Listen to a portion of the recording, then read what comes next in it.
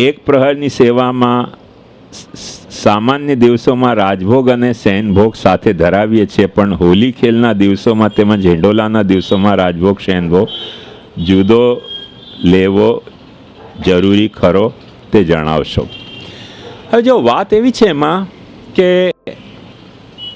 જો તમે એક કાલની સેવા કરતા હો તો એક કાલની સેવા કર્યા પછી તમારે અનવસર કરવો જોઈએ. પછી બીજા કાલનું તમે પરાણે જો જિદ્દ રાખો, હવે ધારો કે મારે 10 વાગ્યાની ટ્રેન પકડવી છે આજે, અને ધારો કે 6 વાગ્યાની પકડવી હોય ટ્રેન, તો તમે મને એમ કહો કે ના બપોરના ચાય નાસ્તાની સાથે રાતનું ખાવા પણ લઈ લો અને બીજા દિવસે સવારનું નાસ્તા પણ લઈ લો, અને બધું જ મને એક સાથે 6 વાગે ખવડાવી દો. માંદા સાથે ટૂંકો જાય, મરે નહીં તો માંદો થાય. એવી ગતિ થાય કે નહીં મારી?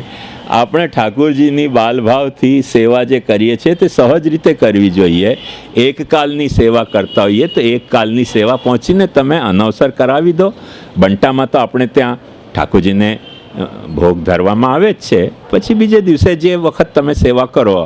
હવે દાખલા તરીકે ઘણા લોકો એવી જીદ પકડીને બેઠા હોય છે કે જો એક વખતની સેવા થાય તો બસ એક જ વખતની થાય, પછી હિંડોલાના દિવસોમાં સાંજના ઝુલાવવાનું હોય તોય સવારે ઝુલાવવું. હવે તો પંચાયત થઈ ગઈ ને. તો પછી તમને પરણવા કોઈના મેરેજમાં જવાનું હોય, ત્યાં જમણવાર જે વખતે હોય તે વખતે પણ તમને આગ્રહ કરે કે ના ઘરમાં જમીને ત્યાં જમણવારમાં જમવા જાઓ, તો જમે કેટલું માણસ? એક વાત સીધી સમજવાની છે. એટલે આવો ખોટો અત્યાચાર સેવાના નામ ઉપર પ્રભુ સાથે કરવો નહીં. સહેજતાથી લેવું. જેટલી સેવા આપણે પહોંચી શકીએ છીએ, દાખલા તરીકે મંગલાથી રાજભોગ સુધીની, એટલે જગાડીને સ્નાન કરાવીને ભોગ ધરવાની. ભોગ ધરી લીધા છે તમે, પછી ઠાકોરજીને તમે પોઢાવી શકો છો. એમાં શયન ભોગ એડિશનલ ધરવાની જરૂરત નથી. તમારી પાછળ કોઈ એમ પડી જાય ને તો તમને આની તકલીફ ખબર પડે. એટલે ટેક ઇટ ઇઝી. એટલું બધું હાર્ડ એન્ડ ફાસ્ટ નહીં લો. 3 વખતની સેવા કરતા હો, ડેફિનેટલી મંગલ ભોગે ધરો, રાજભોગે ધરો, શયન ભોગે ધરો, સંધ્યા ભોગે ધરો, એમાં કાંઈ વાંધો નથી. અને ઉત્સવના દિવસોમાં આપણે કેમ નથી કરતા? આપણા ડેલી રૂટીનને આપણે સસ્પેન્ડ કરીને ઉત્સવના દિવસોમાં આપણે પણ કોઈ સ્પેશિયલ રૂટીન એડોપ્ટ કરતા જોઈએ છે ને. તો તે રીતે તે દિવસે તમે સાંજના કરો, તે દિવસે સાંજના જગાડે આવે ઠાકોરજીને તો સાંજના ભોગે ધરો. આવી સરળતાથી લો. સહજ પ્રીત ગોપાલ લઈ ભાવે. એવી કર્મજળ બનીને ઠાકોરજીને લે મહારાજ કરીને ભોગ ધરવાનો નિયમ નહીં રાખો.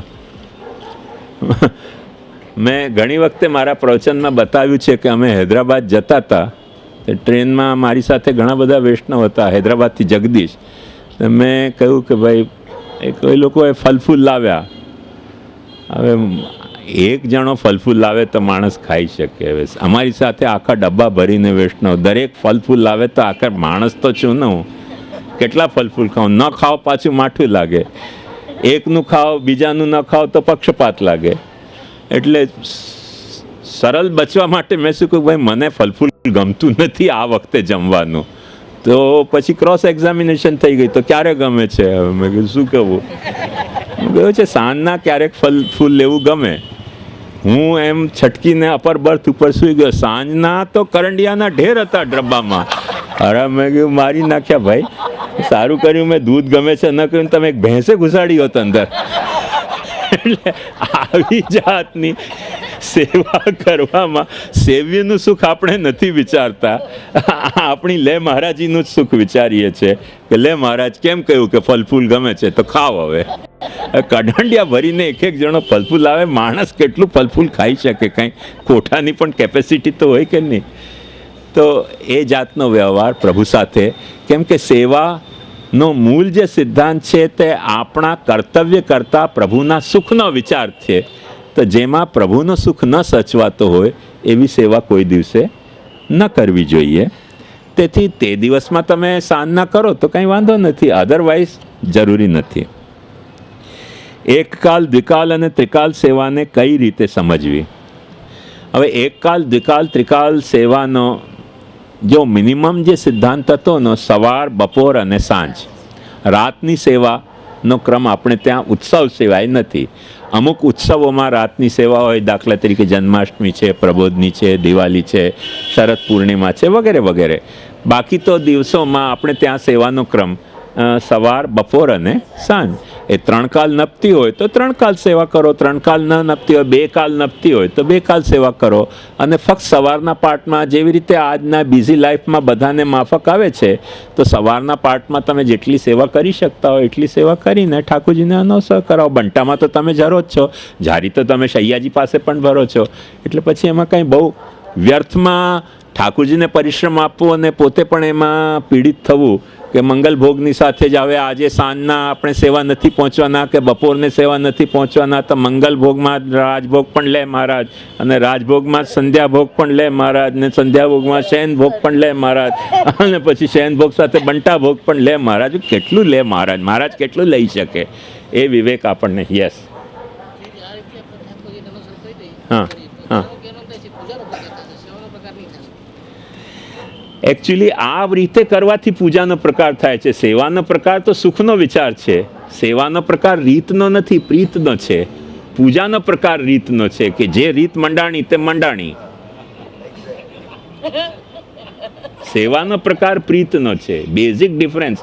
એક વાત સમજો તમે, પૂજામાં પણ પ્રીત હોઈ શકે છે અને પૂજામાં પણ રીત હોય છે, સેવામાં પણ રીતિ હોય છે અને પ્રીતિ પણ હોય છે, પણ પ્રધાનતા કોની?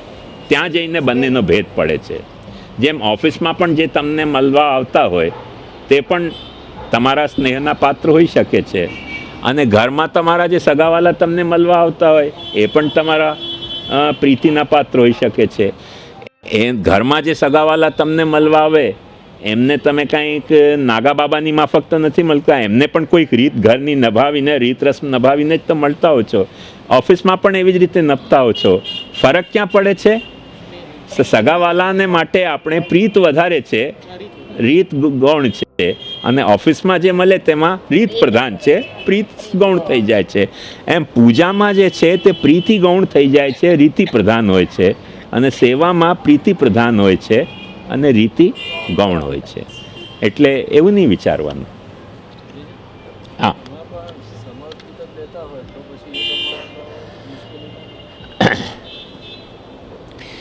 એક વાત તમે અહીંયા આવી જાઓ ને તો મને પણ સમજાવતા ફાવે. સમર્પણનું મતલબ આપણે ખોટું સમજી ગયા. સમર્પણનું મતલબ આપણે ઠાકોરજીને સામે સાક્ષાત જે કરી હોય વસ્તુ તેને સમર્પણ સમજીએ છીએ. મહાપ્રભુજીએ સાક્ષાત જે ઠાકોરજીને સામે કરો તેને તો આપણે પ્રસાદી કહીએ છીએ, સમર્પિત નથી કહેતા. એક ખોટો શબ્દ વપરાઈ ગયો છે. મહાપ્રભુજીએ સિદ્ધાંત રહસ્યમાં અસમર્પિત વસ્તુનો ત્યાગ કયો છે, અણપ્રસાદીનો ત્યાગનો વિધાન નથી કર્યો. હવે તમે મને બતાવો કે તમારા ચશ્મા તમે ઠાકોરજીનો પ્રસાદી કેવી રીતે બનાવશો? ધરાવવા જશો, ઠાકોરજી કહેશે ભાઈ નંબર નથી મારી આંખમાં, તો આ પ્રસાદી તો થઈ શકતો નથી. સમર્પિત છે કે અસમર્પિત છે? આ ચશ્મા પહેરીને તમે ઠાકોરજીના દર્શન કરો તો તમારો ચશ્મો સમર્પિત છે. કોણે કહ્યું સમર્પિત નથી? સમર્પિતનો મતલબ કે જે સ્વામીને ભોગ્ય વસ્તુ હોય, જે રીતે ભોગ્ય હોય સાક્ષાત પરંપરામાં, તે વસ્તુના સ્વામીના ઉપયોગમાં એને લાવવું. હવે દરેક વસ્તુ કોઈ સાક્ષાત ઉપભોગમાં યોગ્ય નથી હોતી. સર્વન્ટ ક્વાર્ટર દરેક બંગલામાં હોય તો એમાં સ્વામીને જઈને રહેવાઈને એનો પ્રસાદી કરવાનું નથી હોતું. સ્વામીની સેવા કરનારા જે સર્વન્ટ છે એમાં રહે છે તો એ સર્વન્ટ ક્વાર્ટર સ્વામીને સમર્પિત છે. આવ્યું ને ખ્યાલમાં? તો દરેક વસ્તુ જે સમર્પિત છે એનું પ્રસાદ હોવું જરૂરી નથી, અને દરેક પ્રસાદીનો સમર્પિત હોવું જરૂરી નથી. કેમ કે જો તમે તમારું વસ્તુ પ્રભુને ન અર્પિત કરતા હો તે કદાચ પ્રસાદ હશે પણ સમર્પિત નથી. કેમ કે તમે ક્યાં સમર્પણ કર્યું? મેં તેરી સત્તા કો લેવે તેરે ઘર બિરાજત હું, તેને તેરી સત્તા કો નાહી ધર્યો તાતે આજ મેં ભૂખો રહ્યો. તો કદાચ પ્રસાદ હશે, સમર્પિત નહોતો. તો પ્રસાદ અને સમર્પિતમાં આપણે જાણી જોઈને કન્ફ્યુઝન ઊભું કર્યું છે. જે પ્રભુના ઉપભોગમાં સાક્ષાત કે પરંપરામાં આવ્યું ને, દાખલા તરીકે મારો સર્વન્ટ જે રોટલી ખાતો હોય, કે હું કુંભાર હોઉં ને મારો ગધો જે ઘાસ ખાતો હોય, એ ઘાસ મને સમર્પિત છે, પણ પ્રસાદી ન હોઈ શકે ને. પ્રસાદી તો ગધેડાનું જ હોય ને. સમર્પિત તો છે કે નહીં ઘાસ કુંભારને? ધારો કે કોઈ કુંભાર તમારો વાલો છે અને તમે એને ગધેડાના માટે ઘાસ આપો, તો એ ઘાસ એને સમર્પિત છે કે નહીં? કેમ કે પ્રશ્ન થશે, ઘાસ ખાશે કોણ? ગધેડો. ગધેડો કોનો? કુંભારનો. તો ઘાસ કુંભારને સમર્પિત છે, પ્રસાદી નથી હોઈ શકતું. એક્ઝેક્ટલી એ રીતે જ્યારે પ્રભુને ભોગ ધરવા માટેની સામગ્રી લાવીએ છીએ, તો શું ધરાવતાની સાથે જ આધિદૈવિક સ્વરૂપ ધારણ કરે છે? એક વાત કહું, મહાપ્રભુજીને જે દૃષ્ટિ છે ને, એ તો એવી છે કે કોઈ પણ વસ્તુ દુનિયાની, એક કણથી લઈને બ્રહ્માંડ પર્યંતની દરેક વસ્તુમાં ત્રણેય પાસા બિલ્ટ ઇન સિસ્ટમથી છે, દરેક વસ્તુમાં. એટલે જે વસ્તુનો કોઈક આધિભૌતિક વસ્તુ હોય તો એનો કોઈક ને કોઈક આધ્યાત્મિક પાસો છે જ. જે પણ આધ્યાત્મિક હોય તેનો કોઈક ને કોઈક આધિદૈવિક પાસો છે જ. અને એ સિદ્ધાંત હકીકતમાં તો મહાપ્રભુજીએ ફક્ત એમ્ફેસાઇઝ કર્યો. એ સિદ્ધાંત મહાપ્રભુજીનો નથી, શાસ્ત્રનો સિદ્ધાંત છે.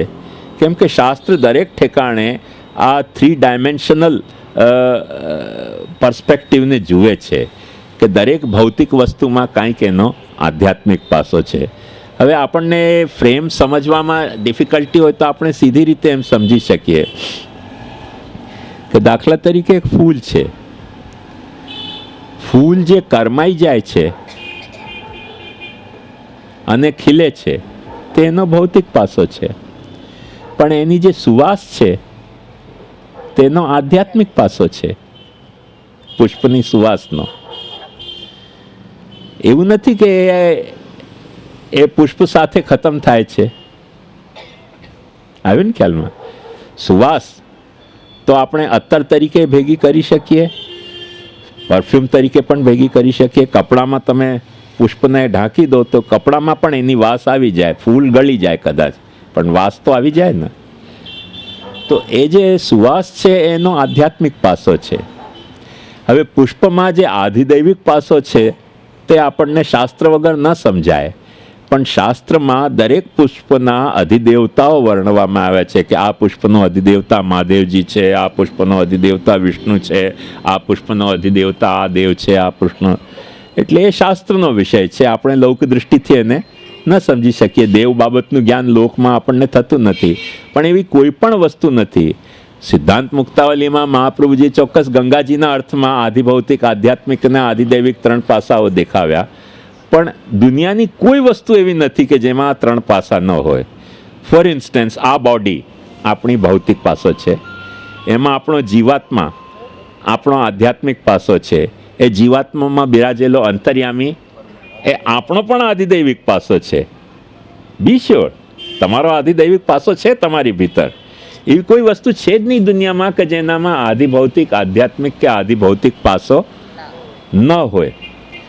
એટલે એ રીતે તો દરેક આધિદૈવિક છે જ. ભોગ ધરો તેના પહેલાં અને ભોગ સરાવ તે પછી પણ, અને ધરતી વખતે પણ દરેકમાં 3 પાસા તો છે જ. અહીંયા જે વાત કહેવામાં આવે છે તે વસ્તુ એ કહેવામાં આવી રહી છે કે જે ઇન્ટરેક્શન છે, દરેક વસ્તુના ઇન્ટરેક્શનનો એક લેવલ હોય. એ મહાપ્રભુજીએ કેવી રીતે સમજાવ્યું કે આપણો જે આધિભૌતિક પાસો છે તે બીજાના આધિભૌતિક પાસાથી ઇન્ટરેક્ટ કરી શકે છે.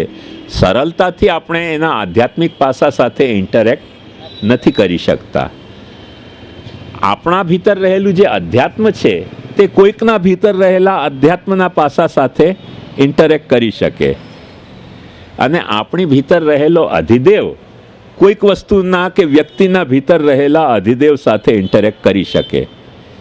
દાખલા તરીકે તેલમાં પાણી નાખો તો મળે નહીં, પાણીમાં પાણી નાખો તો મળી જાય, તેલમાં તેલ નાખો તો મળી જાય, એવી રીતે રેતીમાં રેતી નાખો તો મળી જાય, પણ પાણીમાં રેતી નાખો તો મળે નહીં. એક્ઝેક્ટ એ રીતે જે જ્યાં ઇન્ટરેક્શન થાય છે કે જ્યાં એબ્ઝોર્બ થાય છે ત્યાં બંનેમાં કોમનલિટી હોવી જોઈએ.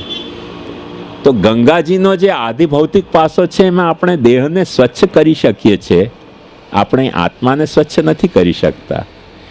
આત્માને સ્વચ્છ કરવો હોય તો ગંગાજીના આધ્યાત્મિક પાસાને જાળવવો પડશે. એ આધ્યાત્મિક પાસાનો જે કંઈ વિધિ વિધાનો છે એને તમે જાળવશો તો એ આધ્યાત્મિક પાસો તમારા આધ્યાત્મિકતાને ઇન્ટરેક્ટ કરી શકશે. નહીં તો આધિભૌતિક રીતે જો આપણે એમ સમજીએ તો બધા માછલાઓ જે ગંગાજીમાં રહેતા હોય કે આજે બેક્ટેરિયાઓ પુષ્કળ થઈ ગયા છે ગટર મળવાથી, તો એ બધા પણ દૈવી જીવો કહેવાશે. નો ગેરંટી કે દૈવી જીવો છે કે નહીં. એટલે ગંગાજીના પાણીમાં હોવું તેથી પવિત્ર નથી થતું. તેથી જે કંઈ પવિત્ર થાય છે તે આધિભૌતિક થતો હશે પણ આધ્યાત્મિક પવિત્ર નહીં થાય. આધ્યાત્મિક સાથે ઇન્ટરેક્ટ કરશે અને તમારી ભીતર રહેલો જે ભક્તિભાવ ગંગા પ્રત્યેનો એ તમારી ભીતર રહેલો આધિદૈવિક પાસો છે. તેથી જ આપણે ત્યાં ભગવાનને ભાવાત્મક કહેવામાં આવે છે. ભગવાન ભાવાત્મક છે શા માટે? કેમ કે આપણી ભીતર ભગવાન આધિદૈવિક ના પાસાથી ભાવ રૂપે બિરાજે છે. તો એ ભાવ રૂપે જે ભગવાન બિરાજે છે તે ભાવ ભગવાનની સાથે ઇન્ટરેક્ટ કરી શકે છે. ડાયરેક્ટ આપણે ઇન્ટરેક્ટ નથી કરી શકતા. અધ્યાત્મ આપણો ભગવાનનો જે આધ્યાત્મિક પાસો છે એની સાથે ઇન્ટરેક્ટ કરશે અને આપણો જે હાડ માંસનો દેહ છે પ્રભુનો, હવે આપણી ભાષામાં કહેતા મુખરતા દોષ લાગે પણ સમજવા માટે તમને સમજાવપૂટી કહ્યું છે કે ઠાકોરજીનો કંઈ ધાતુનો કે શિલાનો જે કંઈ સ્વરૂપ હોય કે કાગળનો જે કંઈ સ્વરૂપ હોય ચિત્રજી રૂપે કે સ્વરૂપ રીતે એની સાથે આ દેહ ઇન્ટરેક્ટ કરી શકે. પણ ઠાકોરજીનું જે મહાત્મ્ય છે કે અખિલ બ્રહ્માંડના નાયક છે એની સાથે આ દેહ કેવી રીતે ઇન્ટરેક્ટ કરી શકશે? એ તો તમારી સમજ હશે કે મહાત્મ્ય આનું છે કે મારો આ ઠાકોર અખિલ બ્રહ્માંડનો નાયક છે. અને આ મહાત્મ્ય જ્ઞાનથી તમે જ્યારે દંડવત કરશો ને તો એ મહાત્મ્ય ભગવાનનું તમારા સાથે ઇન્ટરેક્ટ કરી શકે, અદરવાઇઝ તો ઇન્ટરેક્ટ નહીં કરી શકે. અને તમારા હૃદયમાં જે આ ભાવ છે કે આ મારો પ્રભુ છે, એ ભાવને મહાપ્રભુજી કહે છે કે ભગવદ રૂપ ભાવ છે. એ ભાવથી જ્યારે તમે નમશો ને તો એ પ્રભુનો જે આધિદૈવિક સ્વરૂપ છે એ તમારી સાથે ઇન્ટરેક્ટ કરી શકે. નહીં તો મહાત્મ્ય જ્ઞાન ઉપર આવીને ગાડી થોભી ગઈ એ રીતે. તો દરેકનો દરેક પાસો જે કોમન છે એ એકબીજા સાથે ઇન્ટરેક્ટ કરે છે. એવું નહીં માની લેતા કે દરેક પાસાથી આપણે દરેક સાથે, જેમ એક સામાન્ય વાત કહું, ઘરમાં બે દંપતી હોય તો સ્ત્રી પુરુષ સાથે ઇન્ટરેક્ટ કરી શકે, પુરુષ સ્ત્રી સાથે ઇન્ટરેક્ટ કરી શકે. પતિ પત્ની એ સ્ત્રી પુરુષનો વિષય નથી, એ ભાવનો વિષય છે, સંબંધનો વિષય છે. એ સંબંધ તમે જાળવશો તો પતિ પત્નીમાં ઇન્ટરેક્શન રહેશે. સંબંધ નહીં જાળવો, ભાવ નહીં જાળવો તો સ્ત્રી પુરુષ છે જ, એ તો મરઘા છે ને કૂતરા કૂતરીએ છે ને ગધેડો ગધેડીએ છે, તો બધા જ છે ને. આ જે પતિ પત્નીનો જે વિષય છે એ સ્ત્રી પુરુષનો શારીરિક વિષય નથી પણ સંબંધ અને ભાવનો વિષય છે. બંને જો એકબીજાની સાથે એ જાતનો સંબંધ નભાવે, એકબીજા પ્રત્યે એવો ભાવ જાળવે તો પતિ પત્ની એકબીજા સાથે ઇન્ટરેક્ટ કરી શકે. ઇન્સિડેન્ટલી તમને બતાવું, કાલે રાતના હું આવ્યો તો ટ્રેનમાં, મારી સાથે કપલ હતા, એ મવડી જઈ રહ્યા હતા ક્યાંક. 10 વાગ્યાથી બેઠા અને ઝઘડવાનું શરૂ કર્યું. હજી તો એમની વિવાહ નથી થયા, વિવાહ થવાના છે. પહેલો કહેતો તો you are lying and you are making yourself low before me. પહેલી કહેતી હતી rubbish, all you are talking is rubbish, I have not lied. પેલો કહેતો હતો કે ના ના, Ramu has told me everything. અરે 2 વાગ્યા સુધી ઝઘડા. મેં કીધું ભાઈ તમે શા માટે પરણવા જાઓ છો? હમણાંથી જ છૂટા પડો ને. પણ કે હિંમત ન પડી એટલે મને ઊંઘ ના આવી. બાજુની સીટમાં બંને ઝઘડે, હજી તો પરણ્યા નથી. તો હવે એક વાત સમજો, આવી રીતે જો 10 વાગ્યાથી 2 વાગ્યા સુધી ઝઘડતા હો, આગળ જઈને અલ્લાહ જાને ક્યાં હોગા આગે. મવડી જવામાં સારી રાત જાગે તો અલ્લાહ જાને ક્યાં હોગા આગે. મને આખી રાત એ ચિંતા થતી હતી કે આ મવડી જવામાં આખી રાત 2-2:30 વાગ્યા 10 વાગ્યાના બેટા ઝઘડતા જ રહ્યા. મેં કીધું આ બંધ કરો, સુવા દો અમને. તમને કોઈ ઝઘડવા માટે જગ્યા નથી મળતી કે અહીંયા તમે ડેમોન્સ્ટ્રેશન આપી રહ્યા છે. માંડ 2 વાગે જઈને બંને સૂતા. હું તો એ ઝઘડતા ત્યાં તેમ જ સૂઈ ગયો, પણ એ પછી 2 વાગે સુધી તો હું જાગતો રહ્યો. એટલે મને ખબર છે પાછી રાતના ઝઘડા હોય તો ખબર નહીં. એટલે કહેવાનો મુદ્દો શું કે સ્ત્રી પુરુષ આવી રીતે ઇન્ટરેક્ટ કરી શકે, પણ પતિ પત્ની, મેં એને પૂછ્યું કે ક્યાં જાઓ છો, તો એણે કહ્યું અમદાવાદ જાઉં છું. એણે મને પૂછ્યું ક્યાં જાઓ છો, મેં કહ્યું હું અમદાવાદ જાઉં છું. તો એ 2 સીટ શોધતી હતી. મેં કહ્યું 2 તમે તો એક, બોલે ના મારો ફિયાન્સ આવવાનો છે દાદરથી. એટલે મન થયું કોઈ ફિયાન્સ આવશે, પણ જે આવ્યો એ તો ફ્રીલાન્સર આવ્યો એવો મને દેખાયો. ફિયાન્સ દેખાયો જ નહીં. આવતાની સાથે ઝઘડો. પેલી સમજાવતી હતી ભાઈ જમી તો લે, ફેંકી દે તારી, માં નથી જમવું, ફેંકી દે, નથી જમવું. અરે શું ઝઘડો થઈ ગયો ભાઈ. તો મવડી જવામાં આટલો ઝઘડો થતો હોય કોણ જાણે શું થશે આગળ. એટલે કહેવાનો મુદ્દો એ કે આવી રીતે સ્ત્રી પુરુષ વર્તી શકે, પતિ પત્ની આવી રીતે ન વર્તે. પતિ પત્નીમાં એકબીજાના સંબંધને, તમારામાં ઝઘડો થતો હોય તો ઘરમાં જઈને ઝઘડો ને ભાઈ, ટ્રેનમાં આ ડેમોન્સ્ટ્રેશનથી કોને શું લાભ, એ તો મુદ્દો છે જ ને. તો એ જે પાસો છે એ એક પાસો બીજા પાસા, કાઉન્ટર પાસાથી ઇન્ટરેક્ટ કરતો હોય છે. એ વાત આપણે ખાસ સમજવી જોઈએ.